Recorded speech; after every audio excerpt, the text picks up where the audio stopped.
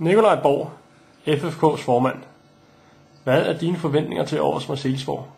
Vi går hele vejen i år.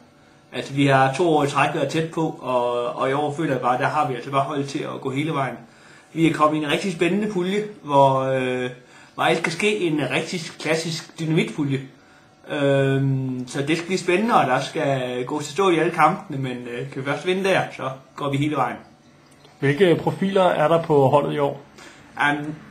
Jeg vil nu mene, at holdet er den største profil på holdet. Det er den kæmpe kampgejst på holdet, som skal bære os hele vejen. Så jeg vil ikke her begynde at nævne enkelte individer. Det er simpelthen holdet som helhed. Ser du holdet som et defensivt eller som et offensivt hold? Altså, vi har valgt at sige, at forsvar er det bedste angreb i år. Og stiller med en meget, meget stærk bakkæde. Meget, meget mangfoldig bakkæde. Men jeg vil omvendt sige, at det er jo reelt bakkerne, der scorer målene.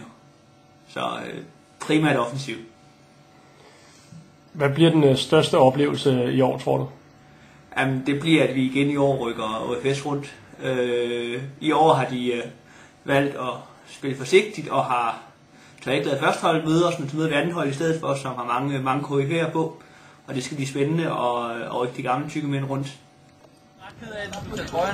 Så er Marselisborg-koppen færdig for herrenes vedkommende, og det er tid til at gøre status. Det er ikke korrekt. Den er ikke færdig. Der er ikke flere kampe tilbage. Ikke på banen i hvert fald. Marselisborg-koppen lever endnu. Lad os lige blive enige om det. Nå, hvordan er det så gået spilmæssigt? Det er gået rigtig godt. Vi gik desværre ikke hele vejen i år, som vi havde håbet på. Men det gik tæt på. Altså, der kom det sidste. Så er han klar, Colina. 1 og 2. Der kom jo et par omrokeringer sidste øjeblik. Vi havde lige en meget, meget hurtig stille season klokken 1 torsdag nat, og den gik over al forventning. Vores tjekker, han fejlede til at være fuldstændig, men så fik vi 3 yder i stedet for, og det er fuldt tilfredsstillende. Vi kæmpede og spillede en god floorball, men bolden ville ikke altid lige ind, så vi jo til takke ved 9. pladsen. Og vi er jo bare glade for at være med, så det er jo fuldt ud af. Hvad har været det spillemæssige højdepunkt? Det var at Tyre vandt en face for en elitespiller. Det var stort. Det glæder vi os alle sammen meget over. Hvem har været holdets profil? Jeg har holdet jo. Det er der ingen tvivl om. Jeg sagde det før, så jeg siger igen. Holdet er holdets profil.